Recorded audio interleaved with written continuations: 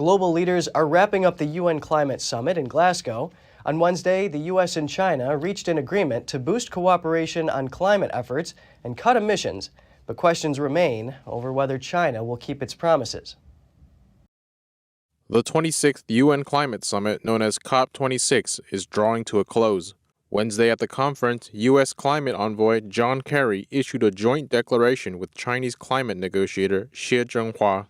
Now, the two largest economies in the world have agreed to work together to raise climate ambition in this decisive decade. Both sides have agreed on key areas of cooperation in closing the emissions gap, like reducing methane emissions, protecting forests, and phasing out coal. Kerry called the agreement a roadmap for present and future collaboration. The United States and China have no shortage of differences, but on climate,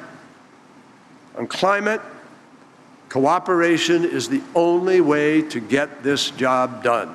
Despite his optimism, many are questioning whether the Chinese Communist Party will fulfill its climate commitments at the cost of cutting back on economic growth. A recent report in the New York Times noted that China's new coal production has exceeded the mining capacity of all of Western Europe in a single year, a tremendous burden on global climate efforts. And although Beijing promised to address methane emissions, Xie did not commit to the global methane pledge, a plan signed by over 100 countries to cut methane emissions 30% by 2030.